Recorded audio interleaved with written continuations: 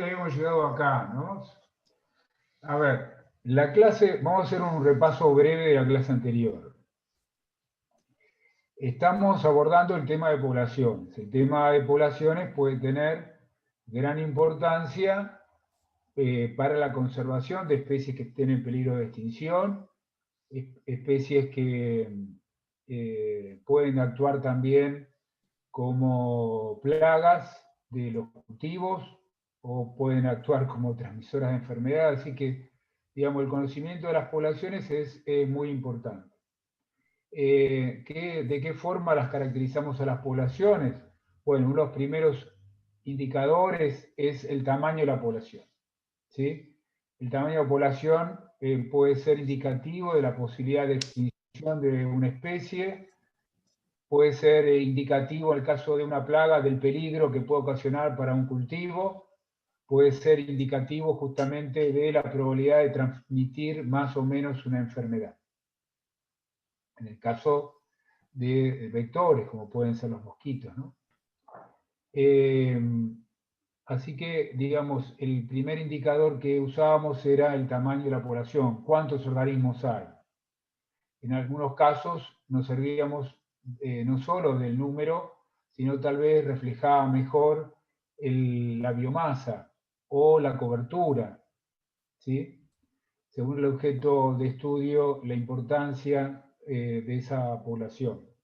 Encontramos también que había poblaciones donde, digamos, teníamos dificultades para contar individuos porque tal vez sus ejemplares estaban constituidos por simplemente módulos o clones de un solo padre, ¿no? Como los organismos modulares que están presentes en muchas especies vegetales que se originan a partir de brotes en sus yemas, en raíces subterráneas,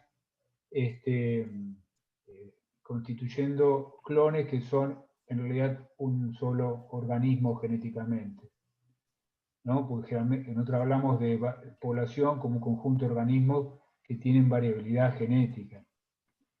Después, entonces, vimos que podíamos caracterizar ese tamaño poblacional de diferentes formas, como dijimos inicialmente, por la biomasa, por la cobertura, y también, dada la dificultad en muchas situaciones de contar todos los organismos, que sería realizar un censo, que era solo aplicable a poblaciones poco numerosas, aisladas, ¿sí?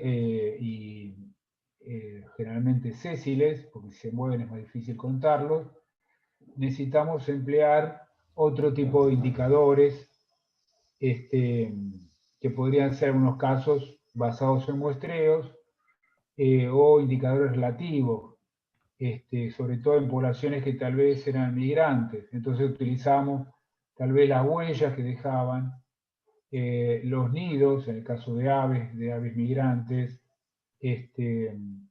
o sea, indicadores relativos que si lo repetíamos ese tipo de mediciones nos podían hablar de los cambios en el tamaño poblacional, ¿no? Hay poblaciones que migran miles de kilómetros, digamos, las tortugas por ahí recorren miles de kilómetros del mar hasta volver a su lugar donde fueron, donde nacieron, o aves que transcurren las estaciones entre el norte de América y el sur, por ejemplo el lucho langostero, o mariposas que también recorren grandes extensiones, con lo cual es muy difícil realizar muestreos en un solo lugar para determinar su tamaño poblacional. Y finalmente, bueno, encontramos que en cuanto a la metodología para realizar estas estimaciones, básicamente teníamos dos métodos.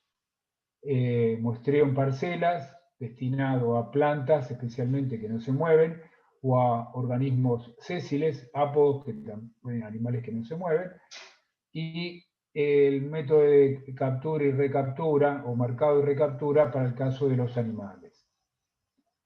En la diapositiva que estamos viendo, lo que tratábamos de resaltar eran los inconvenientes para emplear el método de parcelas, ya que en realidad ustedes alguna de esas dificultades ya la encontraron en el trabajo práctico 1, pero cada decisión implica, bueno, un riesgo, que la única forma de salvarlo es a través de la experiencia, a través de haberlo hecho repetidas veces, y poder ir modificando, porque bueno, ¿dónde vamos a ubicar las unidades muestreales? En principio hablamos de muestreo al azar, pero no todos los ambientes son tan uniformes para poder emplearlo. ¿Qué cantidad de muestras vamos a emplear? La forma, van a ser parcelas circulares, rectangulares, cuadradas, qué tamaño, porque dependerá de lo que estemos muestreando. Por ahí podemos utilizar parcelas de 1 metro cuadrado, o tal vez, si estamos muestreando árboles en una reserva o en un parque, tenemos que usar parcelas de 1 hectárea. Bueno, todos esos son inconvenientes que no se pueden determinar a priori, sino que son saldadas o resueltas con la experiencia en cada lugar de trabajo.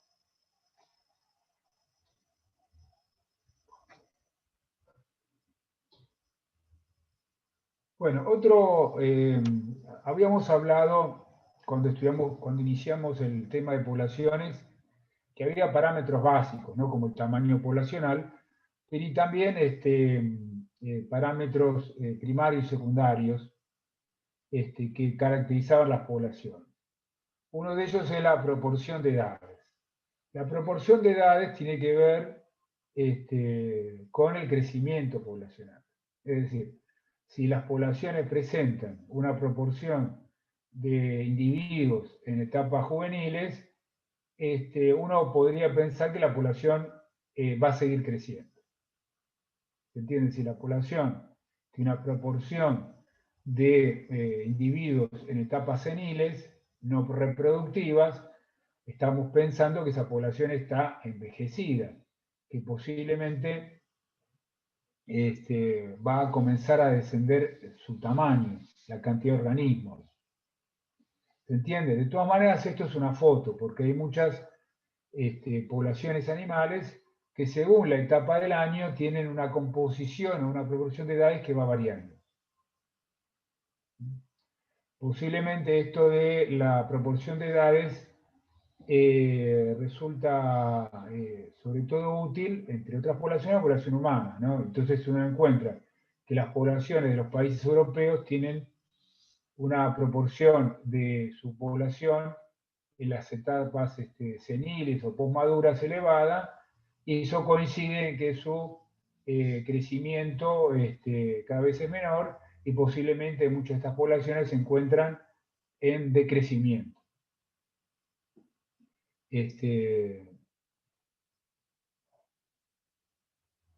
Bueno, en este caso, para determinar la proporción de una población, bueno, las cosas tampoco son tan sencillas. Hay que conocer de cada especie cómo poder determinarla. Por ejemplo, en los árboles se suele emplear los anillos de crecimiento, pero a veces los anillos de crecimiento no suelen estar tan fácilmente reconocibles como el que mostramos en la foto. En general, un anillo de crecimiento indica una estación de crecimiento. Entonces, podemos pensar que la cantidad de anillos se corresponde, si el crecimiento es anual, con la cantidad de años que tiene esa especie. Si los anillos no fueran muy visibles, se utiliza lo que se llama el DAP, que es el diámetro del tronco a la altura del pecho, o sea, la altura del pecho del investigador.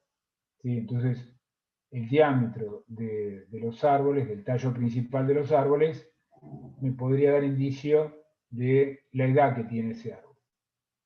Y poder entonces armar la estructura de edades de una población de árboles y tratar de entender cuál es la dinámica poblacional, si está en crecimiento o en decrecimiento. Profe, disculpe, le aparece el cartelito ese que aparecía la otra vez ahí en las diapositivas. Ah, sí. Bueno, no sé, puedo cerrar por ahí porque tengo varias cosas abiertas. No me acuerdo cómo había dicho Carlos la otra vez que era para que no aparezca. O no me acuerdo quién había dicho. Sí. A ver, yo creo que terminé cerrando algunas cosas. Posiblemente es que dejé tantas cosas, pues dejo muchas cosas abiertas. Ahí se fue, profe. ¿Se fue? Bueno.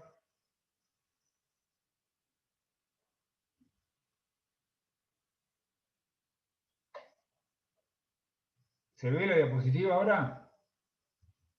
Sí. Bueno, entonces parece que está bien.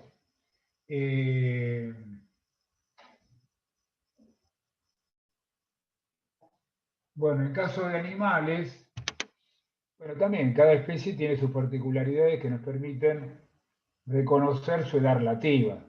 Fíjese que en toda esta foto no la vamos a poder determinar cuál es la edad, pero sí si son jóvenes o adultos.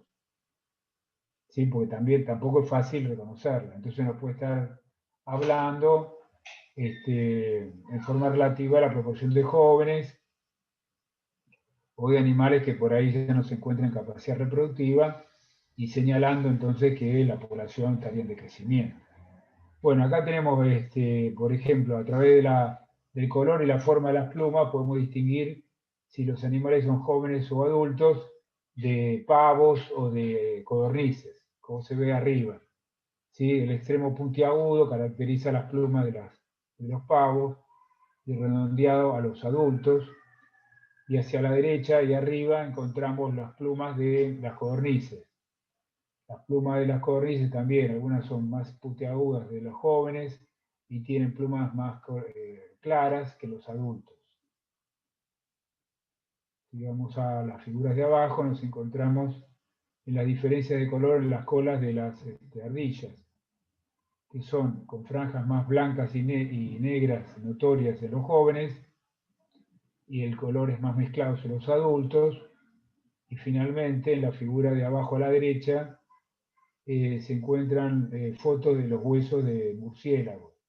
Entonces, tocando simplemente los animales vivos por fuera, digamos, los huesos, uno podría distinguir si nos encontramos en murciélagos recién nacidos, jóvenes o adultos. Esto implica obviamente mucha experiencia del investigador.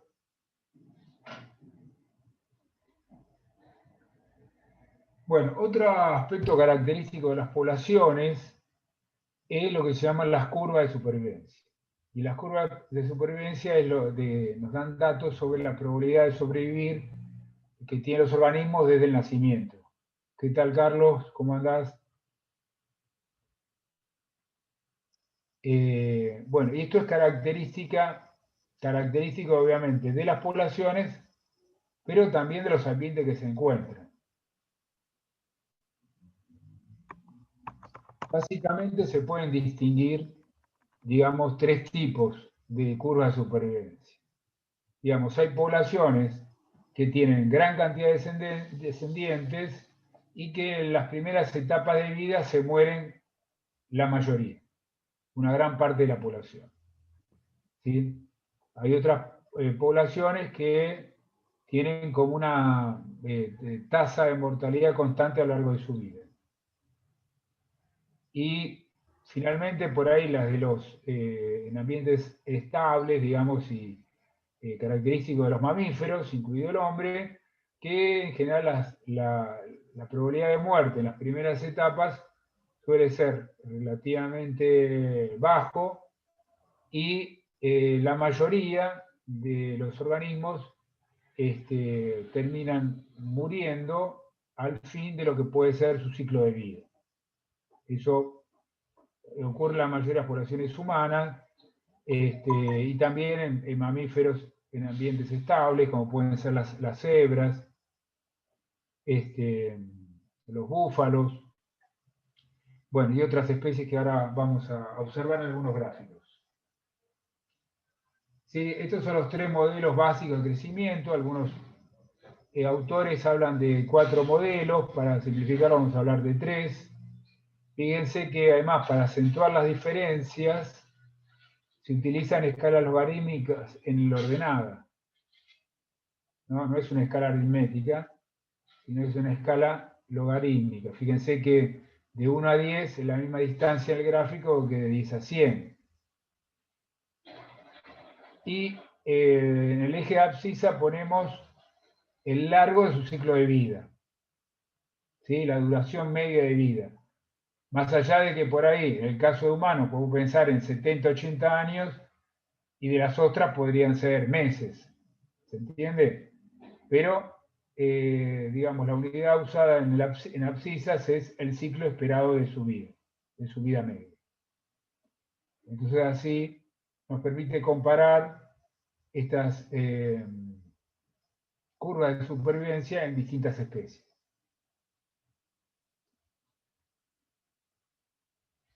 Bueno, este es otro gráfico de lo mismo. Digamos, las curvas de tipo 3 de supervivencia, por ahí es característica por ahí de insectos, de algunas especies vegetales que tienen muchas semillas, pero la mayor parte mueren, de especies de invertebrados en el mar.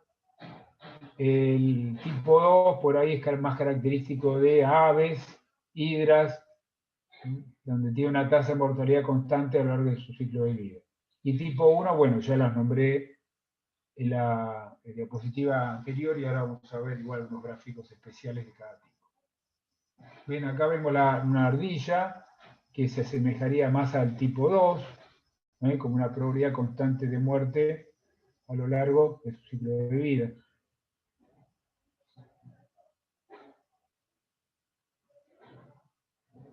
Esa especie vegetal tipo sedum, podríamos decir que se acerca más al tipo 3. ¿Sí? Fíjense que el ciclo de esta especie vegetal es 1 año. Digamos, germina la mayor cantidad de semillas en julio, hacia la primavera se produce, hacia el fin del invierno, comienza una mortalidad importante. Fíjense que a final de la primavera sobreviven muy pocas, ¿sí? Y finalmente la planta termina muriendo hacia el inicio del otoño, en abril. Fíjese que las letras que uno encuentra en abscisas corresponden a los meses del año, ¿sí? Y en ordenadas tenemos el logaritmo 10 del tamaño poblacional, en una escala también logarítmica, obviamente, que acentúa las diferencias y permite, bueno, por ahí ver más claramente los cambios.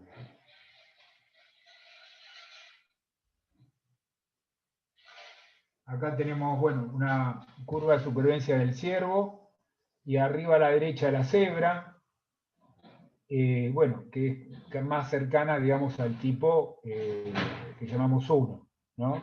Donde la mayor proporción de individuos termina alcanzando lo que corresponde a su ciclo de vida medio, ¿no? En este caso, en este tipo de curvas, recuerdo que también estaría las distintas poblaciones humanas.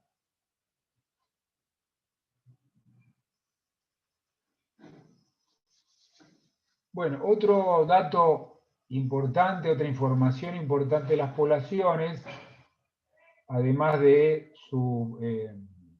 la proporción de edades que acabamos de mencionar, es la proporción de sexos. Porque si la proporción de sexos no es adecuada, posiblemente tampoco haya una cantidad de nacimientos que aseguren la supervivencia de la especie en forma adecuada, ¿sí? Tanto si hay muchos machos o en relación a las hembras o al revés, no vamos a tener posibilidades de que se produzcan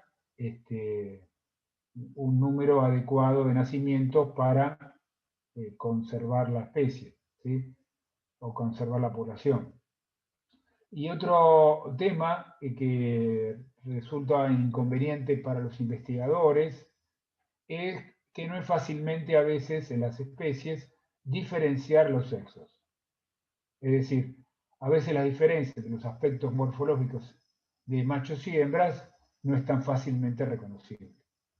Esto, digamos, si uno está trabajando en conservación de especies que están en peligro de extinción, resulta un inconveniente importante. ¿Por qué? Porque hay organismos que presentan los dos sexos, ¿sí? O formas parecidas entre machos y hembras. A veces son tan diferentes que parecen de especies de especies diferentes. O sea, las diferencias entre los sexos son tan acentuadas que nos cuesta reconocerlas que pertenezcan a la misma especie. También el comportamiento a veces conspira para poder fácilmente distinguir los sexos. Porque puede ocurrir que la forma de capturarlas, digamos, logre que se capturen más de un sexo que del otro, por las diferencias del comportamiento que tienen. Entonces, en esas capturas, ¿no? Muestras, no van a reflejar la proporción adecuada de sexos que tiene la población. Bueno, algunas pirámides, tengo varias diapositivas de lo mismo, pero digamos, estas son pirámides de poblaciones humanas de distintos países desde hace 30 años o más, ¿sí? De 1989. Lo que la idea que reflejan es, digamos, si bien es una foto del momento, para el caso de las poblaciones humanas nos pueden dar bastante información. Primero, de la posibilidad de crecimiento de la población. Eso se da cuando encontramos que gran parte de la población, o mejor dicho, en forma relativa, el porcentaje de la población juvenil es mayor que la que podemos encontrar en las etapas reproductivas y posreproductivas o seniles, o sea, no reproductivas. ¿Sí? Vemos que una pirámide del tipo de México, que es la primera que se encuentra a la izquierda, una base ancha, nos indicaría que la población estaría en crecimiento. ¿Sí? En cambio, vemos que una población, como reflejada en la estructura de pirámides de Suecia, encontramos una base que, digamos, que es parecida a la proporción de organismos que se encuentran en edades postreproductivas, ¿sí? E inclusive menor en edades reproductivas, que estarían anticipando que la población estaría en decrecimiento. Y bueno, una situación intermedia podría estar ocurriendo en la población de Estados Unidos, o ocurría hace 30 años atrás en Estados Unidos, ¿no? Donde las edades reproductivas, si bien son mayores que las juveniles, todavía mantiene una proporción mayor de estas edades respecto a la cantidad de individuos, de hombres y mujeres que se encuentran en las edades postreproductivas. En el caso de las poblaciones también humanas, que uno cuenta con mucha información, coloca a la izquierda a los hombres y a la derecha a las mujeres. Con lo cual esto también nos puede explicar situaciones particulares, ¿no? Hay por ahí poblaciones en determinados lugares donde la población de hombres es mucho mayor, que tal vez están producto de la migración y el tipo de tareas dedicadas a la explotación de minas, otro tipo de actividades que son dominadas por los hombres o representadas por los hombres. También a veces uno encuentra que hay reducción en las poblaciones de determinada edad, producto, digamos, de las muertes por ejemplo, por las guerras.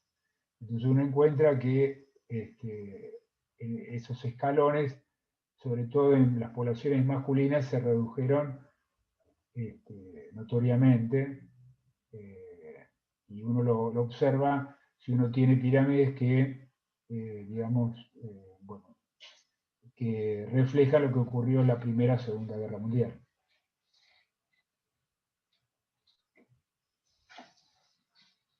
Bueno, estas son las pirámides un poco más actuales, del año 2000, también de distintos países. Acá toman Afganistán, una pirámide francamente en crecimiento, ¿sí? Y una pirámide que muestra una población en envejecimiento, como puede ser la de Italia, y una situación intermedia en el caso de los Estados Unidos. Fíjense que abajo, digamos, está la tasa de crecimiento, que después vamos a explicar qué es,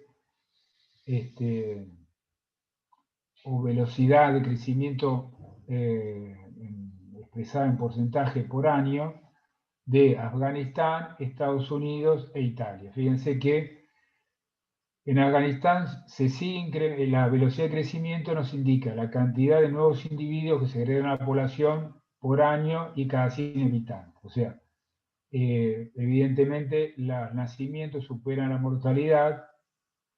Podría haber otra variable que tiene que ver con la inmigración, que también, pero finalmente tenemos que por cada 100 habitantes y por año en Afganistán, al menos en el año 2000, la población se incrementaba 2,6 personas por cada 100 que había el año anterior. En los Estados Unidos ese crecimiento era de 0,6%, o sea, se incrementaban 0,6 cada 100 o 6 cada 1000 personas que había en el año anterior a lo largo del siguiente año. Y en cambio, en Italia, fíjense que el crecimiento ya era negativo, o sea que se reducía la población. ¿Sí? Se reducía en una persona cada 1000, a lo largo de un año, cada 1000 personas.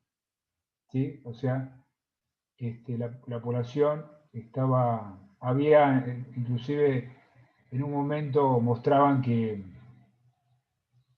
algunos medios periodísticos, para resaltar esa situación, que se vendían más urnas funerarias que cochecitos para bebé, ¿sí? O cunas para bebé en Italia. Bueno, esquemáticamente acá tenemos población en crecimiento. Básicamente, si observamos una pirámide del tipo a la izquierda, estable, la del medio, bueno, estable sería por ahí, si lo aplicamos a las pirámides que vimos recién, sería la situación de Estados Unidos, que tiene un crecimiento muy, muy lento, ¿no? 0,6 cada 100 habitantes, y una población en decadencia, como podría ser la de Italia.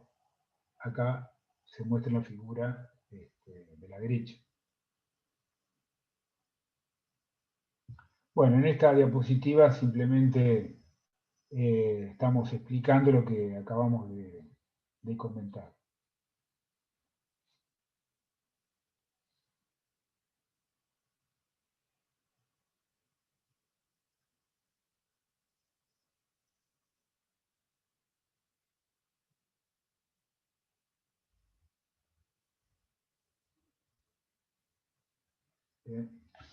Ahora, recuerdo esto, digamos, hay poblaciones de la naturaleza que, digamos, varía la proporción de edades según el ciclo de vida. Entonces, hay que tener cuidado con eso, digamos. En cambio, la población humana uno podría evaluarla, digamos, independientemente de este proceso. Pero hay poblaciones animales que por ahí concentran su tasa de nacimiento en determinado momento del año, entonces si hacemos un muestreo en ese momento, nos va a indicar solo lo que ocurre, es una foto nada más, ¿sí? Y no nos va a explicar mucho de su dinámica poblacional.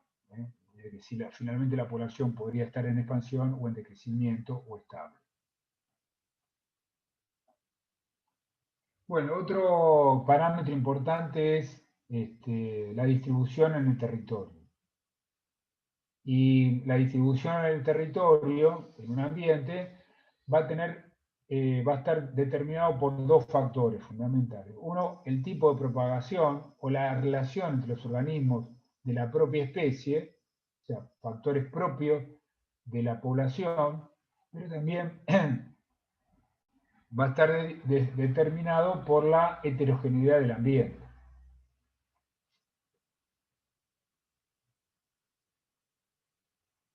Bueno, la distribución uniforme o regular hace alusión a que los organismos en un ambiente están distribuidos a distancias regulares o equidistantes. En lo primero que vamos a pensar es que existen interacciones negativas entre los organismos que hacen que estén los más distanciados posible. Si pensamos que los organismos están de lo más distanciados posibles, se produce finalmente una distribución de este tipo. ¿Sí? Esto puede estar dado, ya dijimos, por interacciones negativas, por efectos de la competencia, por escasez de algún recurso en el ambiente, que la única forma de mejor aprovecharlo es estar lo más distanciado posible.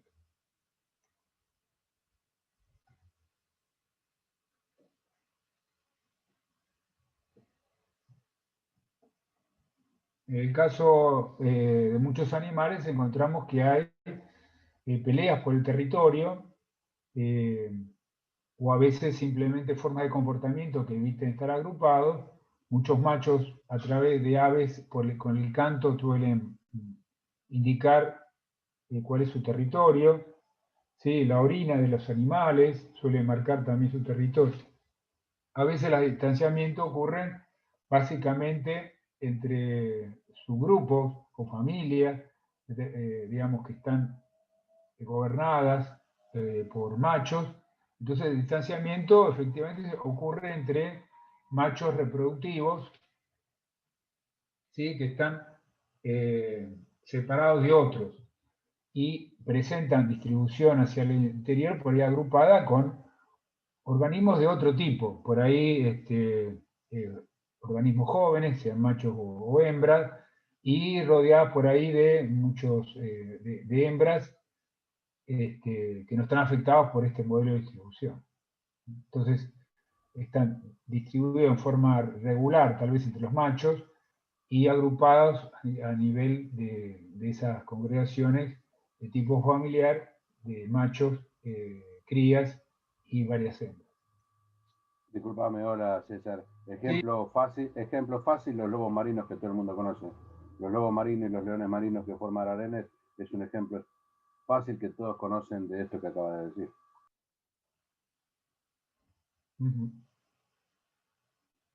Bueno, acá en la foto, estas fotos creo que las tomé del Smith y Smith, así si las quieren después. Acuérdense que es uno de los principales libros que contiene, digamos, bueno, los temas que damos en ecología. ¿Sí? Está bastante bien ilustrado, es ameno porque hay color en las fotos, en las figuras. Y toca, bueno, gran parte de los temas que desarrollamos. Así que les recuerdo el Smith y Smith para seguir gran parte de nuestra materia, sin excluir a muchos otros, ¿no?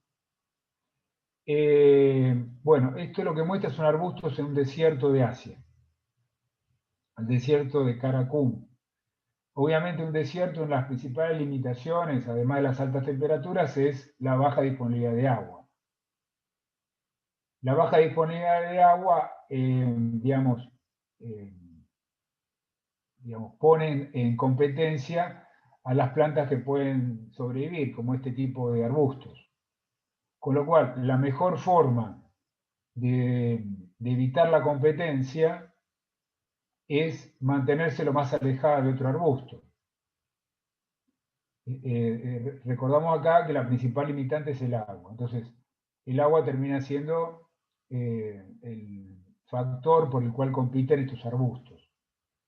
Fíjense que el comentario es que estas plantas tienen desarrollo radicular que sobrepase la parte aérea más de 8 veces. O sea, si nosotros vemos, digamos, el arbusto en su parte aérea, tenemos que pensar que las raíces ocupan un volumen 8 veces mayor. O sea que, digamos, si el arbusto tendría, no sé, 1 metro de diámetro, tenemos que estar pensando que las raíces alcanzan un volumen subterráneo de 4 o 5 metros para cada lado. ¿Puedo interrumpirte un segundo? Sí. Fíjense que en la foto, si uno mira la foto así a primera vista, pareciera que la distribución fuera al azar, porque cuando pensamos en regular, pensamos en un bosque implantado, con todos los árboles, o en un maizal, donde todas las plantas están a la misma distancia. El tema acá es que, como dice César, las raíces son las que están provocando la competencia, y puede que haya algunos un poco más grandes, más chicas. Uno se da cuenta de que esta distribución es regular, uniforme, porque si uno toma cualquier planta y mide las distancias a todas las que la separan, después se muda a otra planta y mide las distancias a todas las que la separan, y hace eso con varias plantas, se va a dar cuenta que la distancia promedio de cualquier planta a cualquier otra es más o menos la misma. Por eso, aunque parezca así a primera vista una cuestión al azar, uno se da cuenta que es regular. Hay maneras de medir eso. Claro, además esas distancias que son muy precisas solo se logran obviamente, cuando el hombre implanta los cultivos, porque lo hace en forma mecánica. Pero, no obstante esto, tenemos que pensar que seguramente la disponibilidad de agua, que en este caso es el factor más limitante, y otros impedimentos que por ahí no los podemos ver claramente, hacen que, digamos, que la distribución no sea exactamente igual. Pero, bueno, como dice Carlos, seguramente si tomamos la distancia entre las plantas de cualquiera de ellas, sacamos un valor promedio, vamos a ver que las diferencias están muy cercanas a ese promedio. Por eso hablamos de equidistancia, distancias iguales. Esto Y también en bosques, ¿sí? desde el punto de vista agronómico, te estaba interrumpiendo, perdóname. Desde el punto de vista agronómico esto es importante, porque nosotros como agrónomos hacemos exactamente eso por la misma razón. Maximizar la densidad de plantas todo lo posible para obtener una cosecha por hectárea lo más alta posible, pero no tanto que las plantas compitan entre sí. De tal manera que la distancia entre surcos y la distancia entre plantas dentro del mismo surco, o como decía recién, la distancia entre árboles, tiene que ver con que las plantas compitan entre sí lo menos posible. Esta es la distribución regular que nosotros hacemos a propósito, tiene que ver con lo mismo que pasa en la naturaleza, para disminuir la competencia. Hay 3 factores, ya que estamos en este tema, para que lo tengan presente y lo puedan aplicar en las distintas situaciones por las que compiten las plantas, que son la luz solar, el agua y los nutrientes.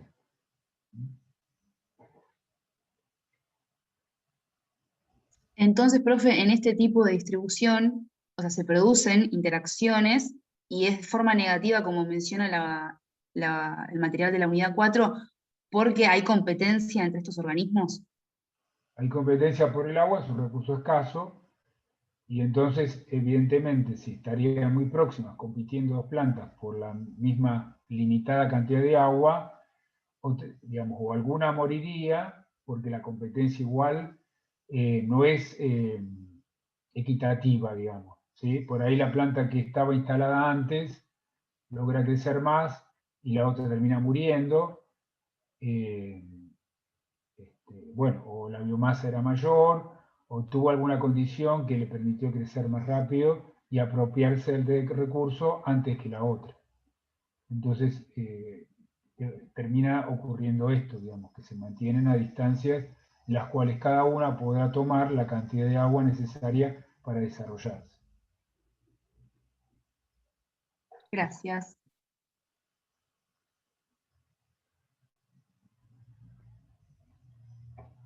Yo acá agregué algunas fotos por ahí, si después si esto lo torna muy pesado cuando uno lo sube. Bueno, esto va a quedar grabada la clase, ¿no? Que no sé si al final estamos grabando. Me olvidé de comentarlo. Sí, están grabando. Alguien está grabando. Ah, bueno. Si hubiera que subir la clase, no sé, al aula, por ahí hay que sacarle estas fotos que le agregué, que la van a hacer muy pesada. Bueno, seguimos. Fíjense que este tipo de distribución es de tipo agrupado. Lo podemos encontrar en muchas plantas relacionado con su mecanismo de reproducción, ¿no? De tipo clonal, forma vegetativa, donde a partir de la planta padre o madre se originan, por ejemplo, el caso de las gramíneas por macollos, o ejes o tallos que nacen de la planta madre y que copian a la planta, a los ejes principales. ¿Sí? Bueno, en este caso, fíjense que estos arbustos, llamados Fuclea divinorum, que viven en la sabana africana, digamos, se encuentran a una distancia regular, pero cada uno está agrupado en función justamente de la presencia de un árbol que se llama acacia. O sea, este árbol de alguna forma favorece el crecimiento del arbusto, de Euclea. Posiblemente el árbol, por ser una leguminosa, que se asocia, como toda leguminosa, a las bacterias que fijan nitrógeno, permitan una mayor disponibilidad de nitrógeno en esa zona. Lo cual favorecería entonces el desarrollo en forma agrupada de este arbusto llamado Euclea.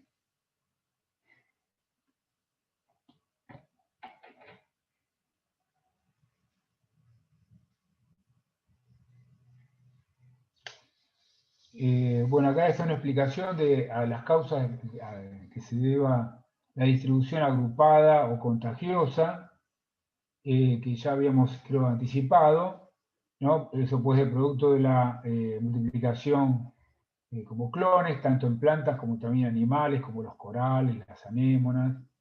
¿Sí? También relacionada en el caso de animales con mecanismos de crianza, defensa o también de depredación. Eso lo encontramos en muchas especies, no solo en grandes mamíferos como pueden ser, no sé, leones, lobos que atacan, en el caso de los lobos, a poblaciones de bisontes, todavía en regiones de América del Norte, sino también que a veces en insectos también ocurre en fenómenos semejantes.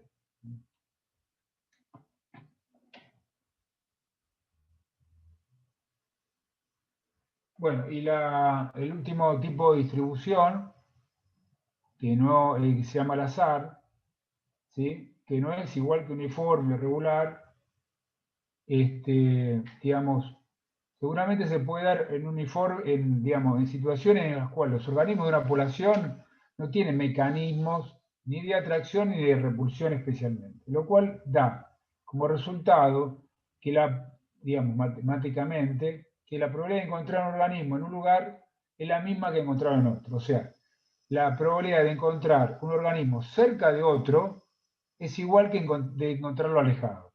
Esto indica que no hay mecanismos de rechazo, ¿sí? O de interacción negativa entre organismos, ni tampoco de que favorezcan la proximidad.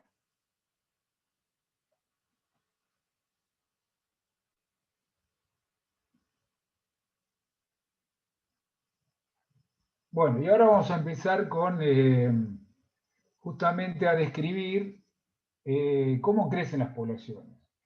Obviamente estamos pensando digamos, en el desarrollo del tamaño poblacional a lo largo del tiempo a partir de poblaciones, digamos, reducidas, que alcanzan nuevos espacios o tuvieron un modelo de desarrollo en ambientes que uno puede considerar relativamente estables. Digamos, el tamaño de una población, básicamente podemos describirlo por lo que es la ecuación demográfica básica.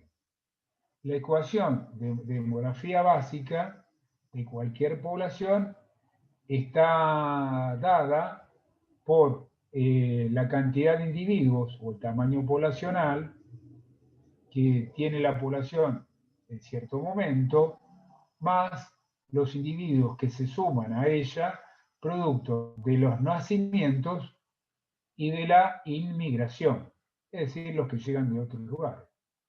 A esto hay que restarle los que mueren y los que salen de la población por emigración. Estos datos, en la ecuación demográfica básica, que lo podemos encontrar en forma absoluta, en general se expresan en formas de tasas, como las que mencionamos antes cuando vimos las pirámides poblacionales de Afganistán, Italia y Estados Unidos. Es decir, se expresan en función de un porcentaje o por uno, por cada individuo de la población preexistente, y en un cierto intervalo de tiempo.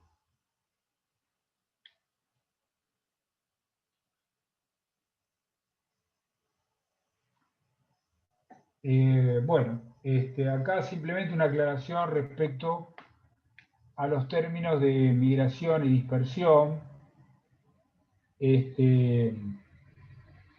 ¿No? Digamos, cuando hablamos de dispersión hablamos del mismo terreno que pueden ocupar los organismos de una misma población, y cuando hablamos de migraciones, por ahí estamos refiriéndonos a los que salen o entran de una población, o también en algunos casos especiales a poblaciones, como ya comentamos, que pueden desarrollar su ciclo de vida, digamos, recorriendo amplias distancias, como puede ser aves, algunos insectos, como el caso de la mariposa monarca, o organismos marinos, como el caso de las tortugas y otros animales de mar. Bueno, vamos a ver básicamente los dos modelos de crecimiento poblacional, digamos, que refleja la literatura, y que, digamos, si bien son dos crecimientos, dos modelos de crecimiento matemáticos, vamos a encontrar en la realidad que muchas poblaciones se pueden asemejar a estos modelos de crecimiento. El primer modelo de crecimiento que vamos a estudiar es el modelo de crecimiento exponencial, cuya forma lo podemos ver en el sector arriba a la izquierda de la diapositiva, ¿sí? Un crecimiento básicamente que tiene forma en J, ¿sí? Pareciera que no se detiene, por lo menos es lo que está dado por la ecuación de matemática básica, que refleja ese crecimiento. Posiblemente la figura de la derecha refleje lo que ocurre en poblaciones reales. Es decir, hay ciertas poblaciones, en función de recursos disponibles no limitados, que permiten, durante un cierto tiempo, un crecimiento exponencial, un crecimiento en esta forma de J. Pero acabados esos recursos, ya sea por cuestiones naturales, por degradación del ambiente, las poblaciones se desploman. Ante la aparición nuevamente de cierta disponibilidad de recursos, podrían reiniciar nuevamente un ciclo de crecimiento exponencial. Bueno, eso lo podemos ver tal vez en ciertas poblaciones tipo plaga, ante la presencia, por ejemplo, de un monocultivo, o también insectos que tienen un crecimiento en determinado momento del año, y llegado condiciones climáticas desfavorables, gran parte de la población muere. Si bien lo podemos asociar, este modelo de crecimiento, a poblaciones que tienen una alta capacidad reproductiva, una alta tasa reproductiva, lo que podemos llamar también alto potencial biótico, esto está relacionado fundamentalmente con la disponibilidad de los recursos. ¿Sí? O sea, ante recursos ilimitados, muchas poblaciones que podríamos pensar que no tienen capacidad para crecer de esta forma, exponencialmente, lo pueden hacer. Vamos a usar el ejemplo, por ejemplo, de ciervos o renos, ¿sí? Que en condiciones sin depredadoras, alimento disponible y falta de competencia de otras poblaciones, alcanzaron en ciertos momentos este tipo de crecimiento.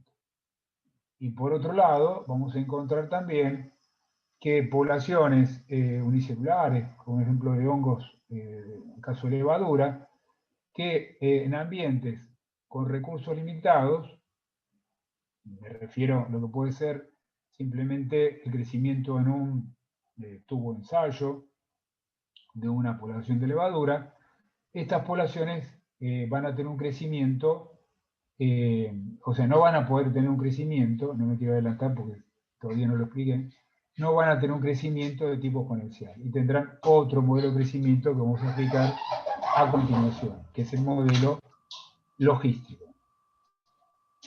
¿Puedo dar un ejemplo bien agronómico? Tirate para atrás. Ahí está. Fíjense el gráfico de la derecha. Imagínense que ustedes son pulgones que tienen, ¿qué? 2, 3, 5 milímetros de tamaño corporal. Y caen varios pulgones en el medio de 1000 hectáreas de trigo.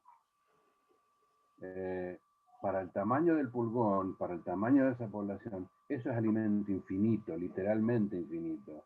Así que hasta que pase algo, o el trigo empiece a entrar en senescencia, o alternativamente le tiremos con algún insecticida, con esas cosas, y provoquemos esa mortalidad que se ve en la segunda parte, la población va a crecer de esa manera exponencial, porque para ese tamaño de bicho es alimento infinito, literalmente.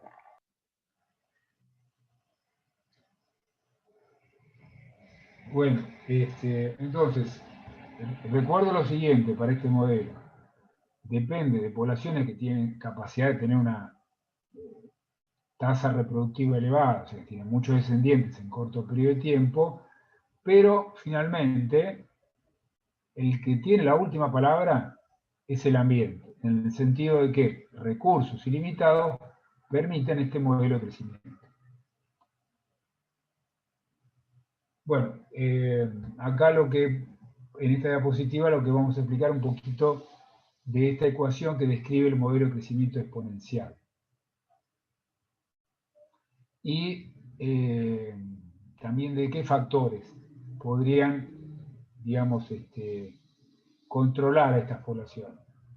La ecuación que nosotros vemos a la derecha es la que describe ese modelo de crecimiento, donde el tamaño poblacional luego de cierto tiempo, que siempre vamos a representar con N mayúscula,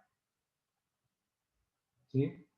Y si lo graficamos en un eje de coordenadas, va a estar el eje vertical, el eje de las Y, ¿sí?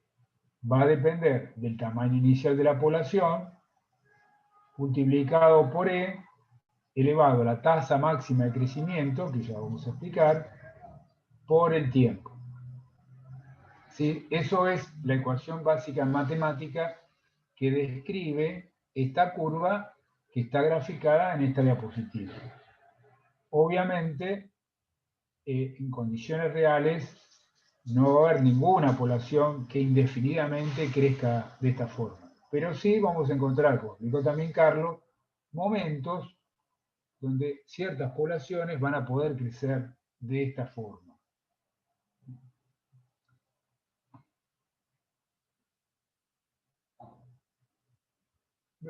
Vemos acá que cierta población, en este caso de ardillas, en determinados ambientes se ha mantenido con un crecimiento poblacional importante. ¿Por qué? Bueno, porque posiblemente tenía una cantidad de recursos disponibles, no tenían depredadores, no tenían otras poblaciones competidoras, y entonces, si bien esto no va a ser indefinidamente en el tiempo, pero sí durante un tiempo importante, la población tuvo este modelo de crecimiento.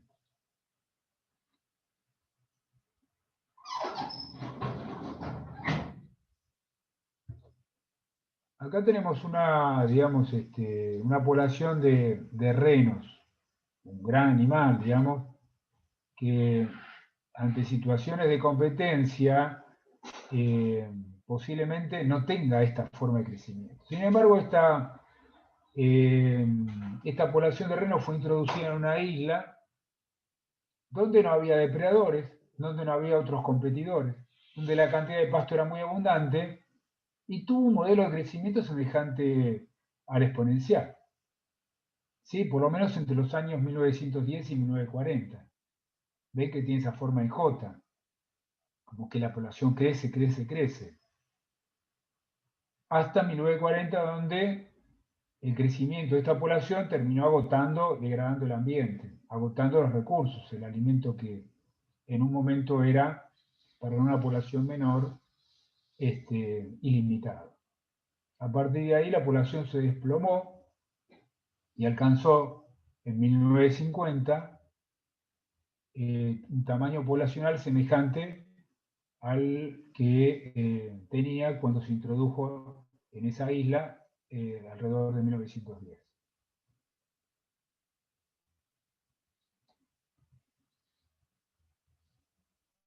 Un dato más, simplemente fíjense que acá el eje de ordenadas, a diferencia de lo que vimos antes, es aritmético, o sea, la distancia, digamos, entre los valores que ponemos es proporcional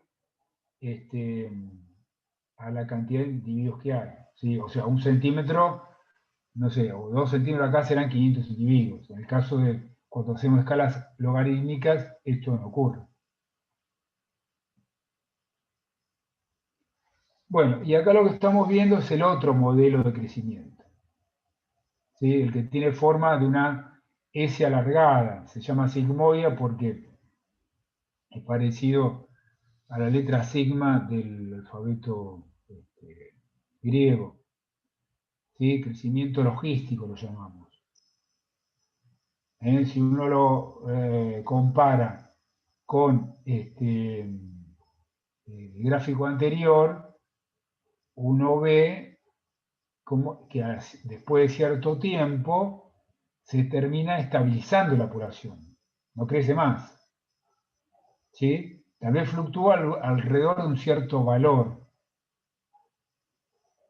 Eso, fíjense dónde está el 5, sería la última etapa de ese crecimiento, donde se termina estabilizando. Acuérdense que en ordenada siempre es el tamaño de la población, el número de individuos, la biomasa, bueno, el dato que nos indique el tamaño poblacional. Y abajo el tiempo, en abscisa el tiempo. Fíjense que después de cierto tiempo la población se estabiliza. Y se estabiliza en relación a cierto valor que se llama capacidad de carga. Capacidad de carga. Que sería el máximo tamaño poblacional que sustenta ese ambiente para esa población. Es el máximo tamaño poblacional que tiene la población en un ambiente determinado, de acuerdo a la cantidad de recursos disponibles, la competencia de los operadores que pueda haber.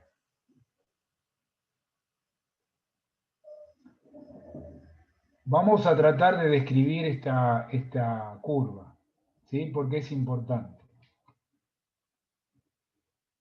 Recuerdo entonces que este es el gráfico que describe el modelo de crecimiento logístico, donde graficamos en el eje de ordenadas el tamaño de la población, que simbolizamos generalmente con N mayúscula, en función del tiempo. Y tiene 5 etapas. ¿Sí? ¿Me siguen? ¿Alguna duda? No, profe. No, profe. Bien. La etapa 1 es una etapa de crecimiento lento. ¿Por qué de crecimiento lento? Bueno, de acá tenemos que hacer otra curva derivada que se llama la de velocidad de crecimiento. Digamos, es lento ¿por qué? Porque si bien esto no tiene números, pero digamos que alcanza una cantidad de individuos en un tiempo mayor que la que podría ser, digamos, si no estamos en la etapa 2, donde en un tiempo corto, la población crece en gran cantidad de individuos. Bueno, volvamos. Entonces, la etapa 1 tiene un crecimiento lento. Quiere decir que la velocidad es escasa. O sea, supongamos en forma comparativa, se van a agregar a la población muchos menos individuos en la misma unidad de tiempo que ocurriría en la etapa 2 o 3, que tiene crecimiento más rápido. En la etapa 2 tiene un crecimiento bastante acelerado, ¿sí? O sea, que tiene una velocidad de crecimiento elevada. Hay una gran cantidad de individuos incorporados a la población en la misma unidad de tiempo. ¿Sí? Ese tiempo pueden ser, según la población, horas, días, años.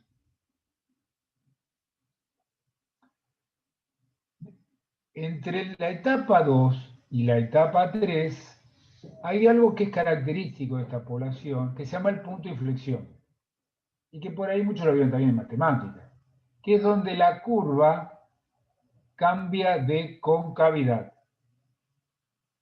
¿Qué quiere decir que cambia de concavidad? Quiere decir que entre 2 y 3 la curva tiene una panza hacia abajo. ¿Sí? Si vemos etapa 1 y 2, la curva tiene la pancita hacia abajo. Entre 2 y 3 está el punto de inflexión donde la curva empieza a tener la panza hacia arriba. Si bien no es muy notorio, pero uno lo puede observar ese hecho. Esto me está indicando que la velocidad de crecimiento hasta el punto de inflexión es cada vez mayor. Y a partir de ese punto de inflexión, que incluye las etapas 3, 4 y 5, la velocidad de crecimiento comienza a ser cada vez menor. La velocidad, ¿sí? El tamaño poblacional sigue aumentando, pero se siguen incorporando a la población cada vez menos individuos en la misma unidad de tiempo.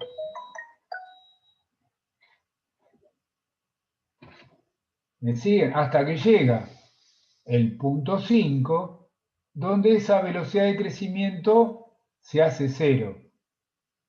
¿Eso quiere decir que murió la población? No. Eso quiere decir simplemente que la población se estabilizó alrededor de una cantidad de individuos, ¿sí? Que sería la etapa 5. La cantidad total, tal vez hay 500 renos por hectárea, sigue habiendo 500, pero no varía. La velocidad de crecimiento en ese punto o en esa etapa es cero. Es decir, si por alguna razón aparecen nuevos individuos, por natalidad o inmigración, se van a compensar con los que mueren o los que salen, porque los recursos son limitados.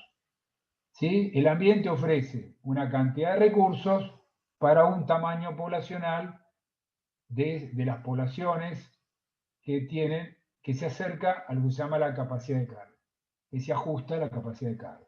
Es decir, el ambiente no tolera más que para cada especie o para cada población un determinado número.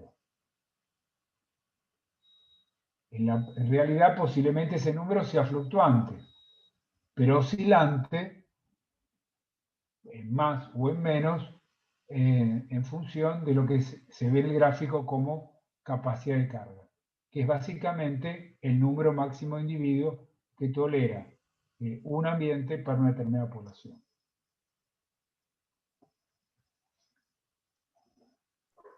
Bueno,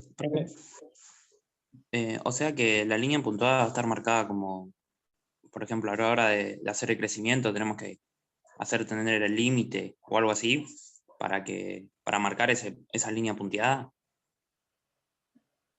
La línea punteada sí, lo que te da es el techo poblacional. Claro, Para una población en un determinado ambiente. Te dice, más de eso no puede haber. claro. Esto es una ecuación, en principio teórica, en la realidad, digamos, ¿cómo reconocemos una población tiene este modelo de crecimiento? Porque no la pudiste describir de que incursionó en un ambiente desocupado. o que llegar los primeros organismos a ese lugar. Lo que vas a encontrar es que tiene una población estable, o relativamente estable. ¿Se entiende? En la realidad lo que ocurre es eso. En cambio, si uno encuentra poblaciones que tienen amplias fluctuaciones, vas a relacionar o vas a, digamos, a identificar ese modelo de crecimiento al que describimos antes, que es el exponencial. Claro, claro. Más de lo que ocurre en la realidad, qué poblaciones son las que pueden crecer así. Pero, digamos, este es un modelo, digamos, la curva esta es la figura de una ecuación matemática, que no vamos a entrar a describir, pero que bueno, está escrita ahí, ¿no? El diferencial de n, el diferencial de t, que sería la velocidad de crecimiento instantánea, que es igual a la tasa de crecimiento multiplicado por lo que puede ser la resistencia ambiental. Y K es justamente la capacidad de carga. Cuanto el tamaño poblacional más se acerca a la capacidad de carga, la velocidad es cada vez menor. ¿Sí? Porque, fíjense, bueno, no los quiero complicar, pero bueno, cuando terminamos de explicar esta ecuación matemática, porque resulta necesaria ahora, ya que lo pusimos ahí la ecuación. Cuando n alcanza valor de la capacidad de carga, supónganse que K es 50 renos, ¿no? La capacidad de carga. La población en el momento llega a 50 renos. Si se iguala, K menos N va a ser 0, lo cual va a hacer que el factor sea 0, y la tasa de crecimiento va a ser 0. O sea, R por 0 va a dar 0, con lo cual la velocidad de crecimiento va a ser 0. Eso ocurre en lo que es la etapa 5. Bueno, para terminar de explicar el modelo de crecimiento logístico, vamos a obtener de la curva que describe el crecimiento poblacional del tamaño en función del tiempo, otra que describe la velocidad de crecimiento en función del tamaño poblacional creciente. ¿Sí? Fíjense que los gráficos no son iguales, ¿no? Me refiero a que en el eje de ordenadas, en la figura de la izquierda, tiene el tamaño poblacional, y en el eje de abscisa el tiempo. En cambio, en la figura de la derecha tenemos la velocidad de crecimiento, y en el eje de abscisa el tamaño de la población.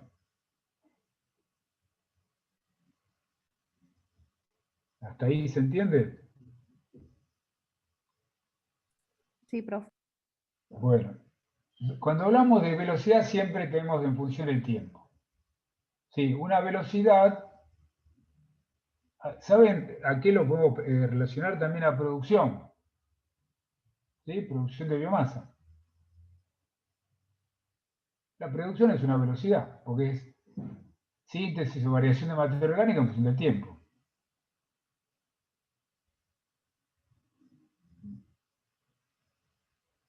Bueno, la velocidad de un coche. Una cosa es la velocidad que tiene en un momento determinado el coche, otra cosa es la distancia recorrida.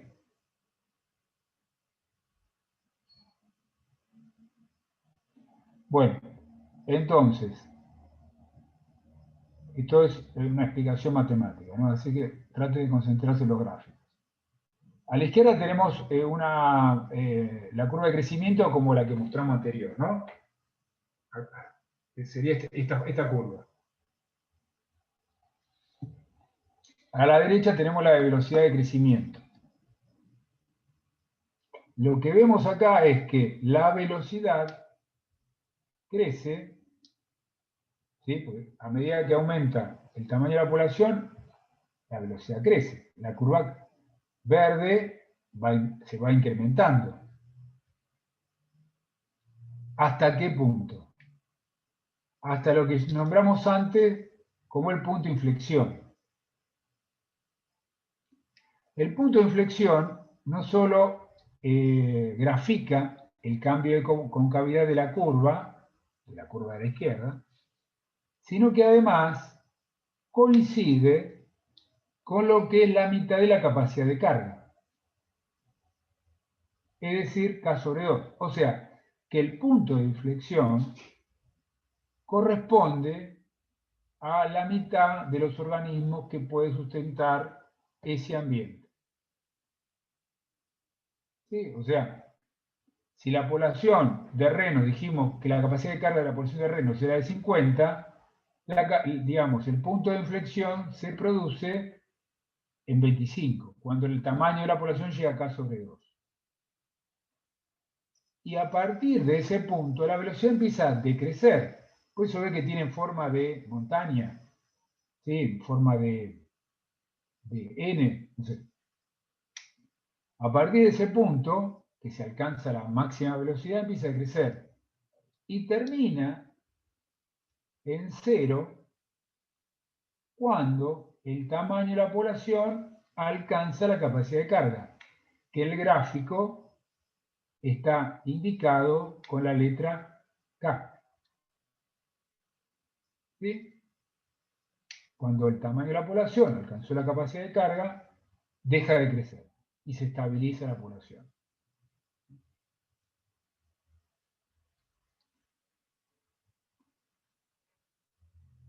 Bueno, ¿se entendió esto?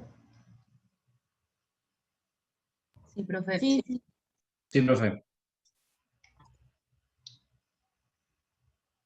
Bueno, yo estoy seguro que hay muchos que por ahí se complica. Profe, Hasta yo lo repaso el día anterior para decirlo, si no, también cuesta. profe, el segundo gráfico es que es como una parábola. Cuando llega a 0, ¿pasa el 0 hacia abajo y hasta que vuelve a crecer o sale de nuevo para arriba de una? A Tipo ver, ciclo de... no, ¿Viste Mostrarle el gráfico anterior. Claro, hace tipo ciclos ahí de... Claro, Fíjate que si miras la fórmula, cuando está por debajo de K, entonces la población tiende a crecer de nuevo, ¿no? sí, sí, sí. Ahí está. O sea, la velocidad se hace negativa cuando está por encima de la capacidad de carga. No es que esté 0 siempre tocando el 0, ¿eh? Una vez que llega al 0. En la práctica. En el modelo matemático sí, una vez que llega a 6.721 se mantiene, pero en la práctica y afuera lo que pasa es que va oscilando, como decía César, y entonces el valor de la tasa de crecimiento puede ser positivo cuando está por debajo, pero cuando pasa el K supera el N es negativo, si te fijas en la fórmula. Sí, sí. Gracias. bueno, y a ver, hay una... No, estaba buscando, pero no la puse, me parece que no la... Que habría otro indicador más, y que es muy importante porque permite identificar rápidamente a la población, a las poblaciones que tienen crecimiento exponencial, que es R, que es la velocidad de crecimiento pero por individuo, ¿sí? Relativa. R. También se la llama básicamente crecimiento, tasa de crecimiento. ¿En qué se diferencia la velocidad? La velocidad de crecimiento es la velocidad de crecimiento absoluta, o la tasa de crecimiento absoluta, no relacionada digamos, con el porcentaje de individuos que tiene la población o por individuo. Con lo cual, no me permite comparar poblaciones de diferente tamaño. Entonces, generalmente uno, para independizarse del tamaño de la población, usa R, que sería, digamos, como las tasas que vimos cuando hablamos de la población de Estados Unidos, de Afganistán. Esa es una R, no es velocidad absoluta de crecimiento, como en este caso. Estas son velocidades absolutas instantáneas, pero que no es lo mismo que la velocidad por individuo o por porcentaje de la población. Entonces, ¿Por qué digo esto? Porque la R es, digamos, para el caso de las poblaciones exponenciales, de crecimiento exponencial, estas, lo que vamos a después explicar es que es constante. ¿Sí? O sea, R, si la graficamos en un gráfico como de la figura de la derecha, en función del tamaño poblacional, lo que encontramos es una línea recta, paralela al eje de abscisa. En cambio, para el modelo de crecimiento logístico, R va a ir siempre cayendo. ¿Sí? De modo tal que, digamos, cuando nosotros queremos describir estos modelos, tratar de explicarlo, ese modelo, a través de R es muy importante, ¿sí? Porque es lo que más identifica el modelo. Que tenga una alta capacidad de crecimiento, que haya recursos ilimitados y como consecuencia que R es constante. Después vamos a ver que inclusive hablamos de poblaciones R estrategas o seleccionadas por R.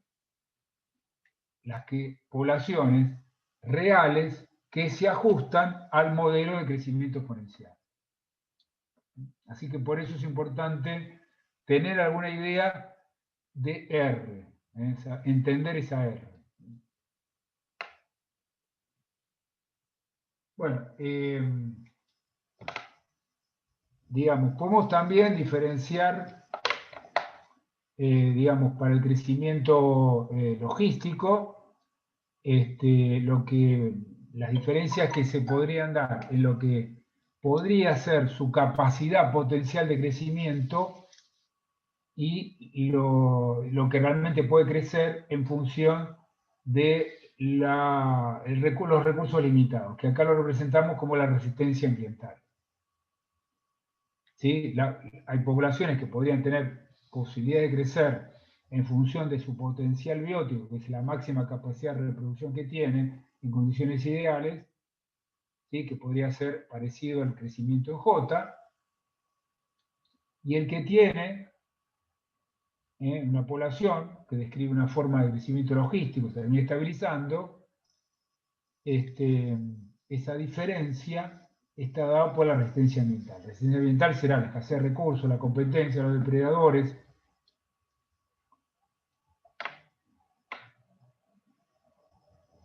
Bueno, para ponerle, esto sería como un ejercicio que tienen que hacer ustedes. Para ponerle número y poder entender mejor estos modelos de crecimiento, bueno, buscamos dos ejemplos. El ejemplo de arriba de las moscas y el ejemplo de las levaduras en un medio sin renovación. Esto quiere decir que es un medio con recursos limitados. Cuando hablamos de medio de recursos limitados, estamos pensando que las poblaciones que crecen en ese medio, la única posibilidad que tienen es crecer en forma logística y llegar a un tamaño estable de población. En cambio, parece que las moscas, por los números que tienen a lo largo del tiempo, siguen creciendo cada vez más rápido.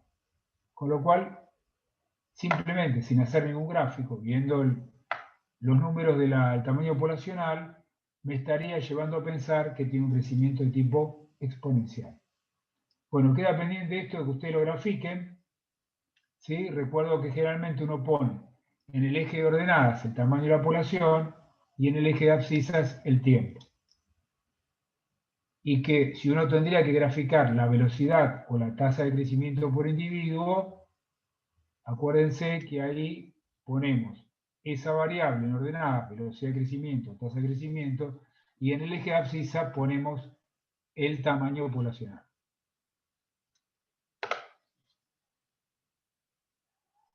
Bueno, a ver, una cuestión importante en las poblaciones es de qué forma se regulan. Las poblaciones que tienen un crecimiento logístico se regulan por factores dependientes de la densidad. ¿Qué quiere decir esto? Bueno, quiere decir que tienen capacidad de autorregularse. Quiere decir que a medida que va aumentando la población, según la etapa que se encuentren, se van disparando mecanismos que le permiten ir ajustándose a la disponibilidad de recursos que existen. En la práctica, ¿qué ocurre? Es que a medida que crece la población, ¿sí? Sobre todo, ustedes vieron, a partir del punto de inflexión, lo que ocurre es que la velocidad cada vez es menor. Evidentemente, en ese momento, lo que ocurre es que las tasas de mortalidad o las tasas de emigración van superando las tasas de natalidad o de inmigración, perdón. Es decir, al haber cada vez la misma cantidad de recursos para una población creciente, se desencadenan mecanismos de regulación poblacional que permiten finalmente llevar a ese tamaño de la población a una población relativamente constante alrededor de lo que es la capacidad de carga. ¿Sí? ¿Cuáles son esos mecanismos o qué factores son comunes que regulan esa población? Que tienen que ver con que sean más importantes a medida que aumente la población. Bueno, los recursos para alimenticios, ¿sí? Por ahí las enfermedades, digamos, cuanto más organismos son, tal vez más fácilmente se contagian entre sí, por no sé, un virus. Cuanto más organismos son, también son más atractivos para ser depredados. Entonces, a mayor cantidad de individuos, mayor aumenta la tasa de depredación. Bueno, todos estos factores que se agrupan como factores denso dependientes, lo que hacen es favorecer la regulación de la población. Ahora, estos factores no actúan en las poblaciones que tienen crecimiento exponencial. Bueno, seguramente lo que ocurre es, por lo menos en función del modelo matemático, es que las poblaciones están con recursos ilimitados, las que crecen exponencialmente. Y entonces los únicos factores que las regulan son, digamos, mejor dicho, no hay factores que regulan la población. Podrá haber factores que las maten, sean pocos, sean muchos. ¿Sí? Por ejemplo, no sé, si se produce un incendio, si se inundan. Pero, digamos, el impacto sobre la población de ese factor no depende del tamaño poblacional. ¿Se entiende? No va a ser más intenso si hay más individuos que si hay pocos. O sea, no va a regular la población. Lo que va a hacer es simplemente matar a todos los que haya. Pero no va a actuar como un factor que dependa de la densidad, no va a ser un factor denso dependiente de la densidad. Se llaman factores denso independientes.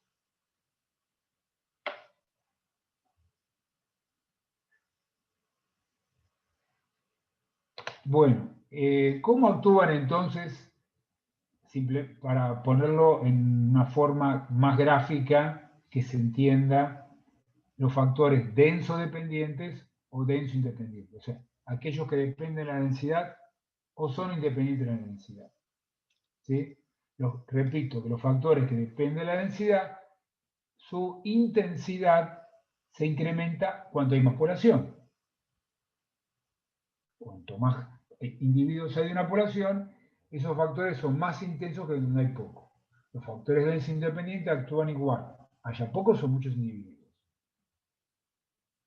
Fíjense que acá graficamos la tasa de natalidad y la tasa de mortalidad, o el índice de nacimientos por individuo y el índice de mortalidad por individuo.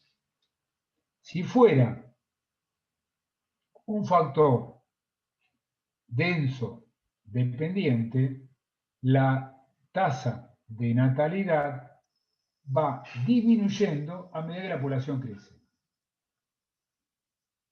Fíjense que en la abscisa tenemos el tamaño de la población. Cuanto más individuos tiene la población, la tasa de natalidad es más chica. En cambio, la tasa de natalidad está graficada con una línea punteada. En cambio, para una población que se regula, digamos, para factores densos dependientes. En cambio, los factores densos independientes están graficados en los dos gráficos con una línea de guiones y puntos.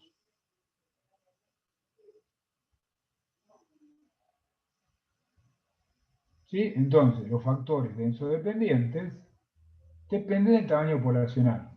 Para el caso de la tasa de natalidad, va bajando a medida que la población es más grande.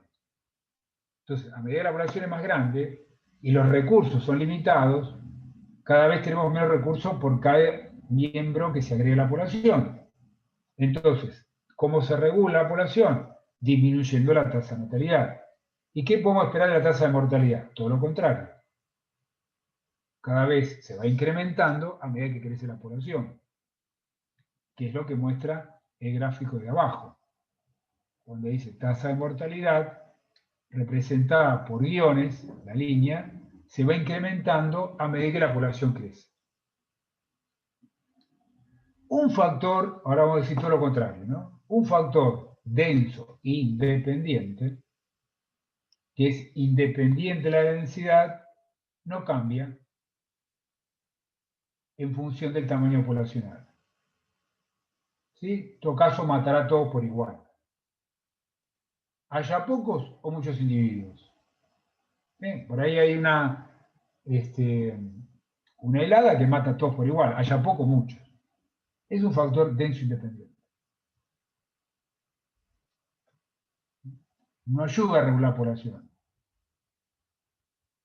Causará la muerte de muchos individuos independientemente de la densidad poblacional. Bueno, es importante para terminar de entender el efecto de los factores denso-dependientes y denso-independientes con estos gráficos. El que entiende el gráfico entiende cómo afectan estos factores a las poblaciones y si sirven para regularlas o no. Es un dato importante. En general, los factores denso-dependientes son los que regulan las poblaciones que crecen en forma sigmoide, bajo el modelo logístico.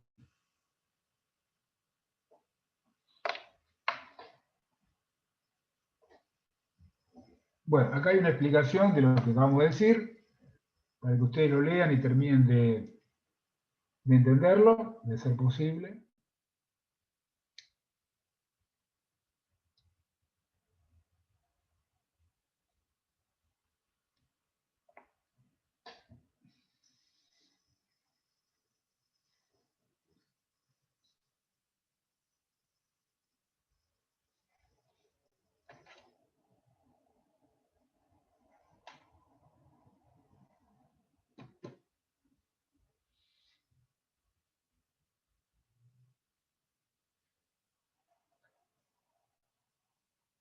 Los factores dependientes de la densidad poblacional, bueno, la explicación que hemos comentado antes.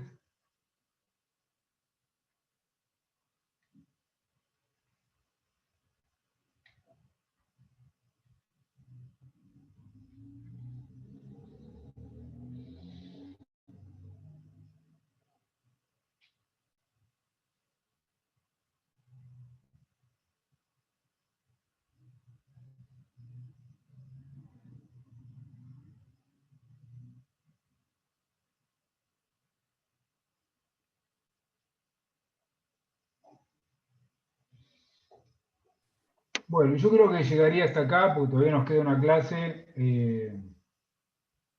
para no sumar tantos temas nuevos. El tema de modelo de crecimiento poblacional es un poquito que hay que darle tiempo para madurarlo. Así que, y además ya es bastante tarde, y la idea sería dedicarse un tiempo considerable al seminario. Lo que quería mostrar acá es el efecto, por ejemplo, para una población que tiene digamos, la densidad. Digamos, cuando en un ambiente con recursos limitados. ¿Sí? Digamos, fíjense cómo por ejemplo, para el gráfico que muestra sería el gráfico, ¿qué número tiene? 11.6b. Vamos a mostrar ese, el resto después lo explicamos en la clase que viene. El gráfico muestra el peso medio de las plantas de trébol en función de la cantidad de plantas entre una maceta. ¿Sí? La maceta tiene una cantidad de suelo con recursos limitados. Cuanto más plantas tengo, fíjense cómo termina afectando el peso individual de las plantas. Digamos, vamos a tener, cuando hay pocas plantas, cada una en promedio va a pesar, va a tener un desarrollo importante y va a pesar cerca más de 1,2 gramos. ¿Sí? El peso está en el eje ordenado. Cuando tengo muchas plantas, cerca de 240, todas van a pesar un poco menos, que haya diferencia entre ellos, que lo vamos a ver justamente en el práctico que viene. Pero en promedio van a pesar, que refleja el peso, su crecimiento, menos de 0,4 gramos. Lo que puede ser casi la cuarta parte del peso promedio que tenían las plantas cuando su densidad era baja. Bueno, dejamos acá. Seguimos el martes que viene. Perdón, seguimos el jueves que viene.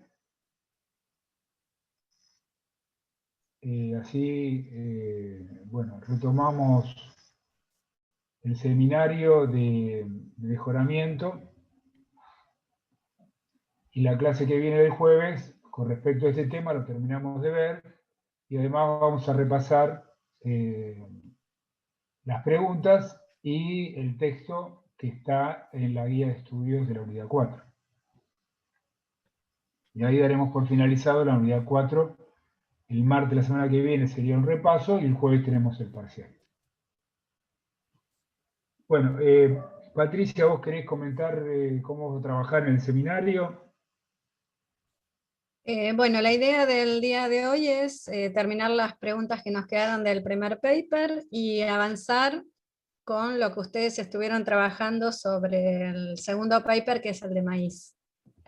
Sí, así que en la medida que hayan avanzado, podremos ir más rápido, ¿no? Porque finalmente lo que queremos hacer en la clase de hoy es empezar a discutir el tercer paper, que tiene que ver con transgénicos. Así que bueno, en media hora nos volveríamos a reunir, si les parece, si no hay consultas.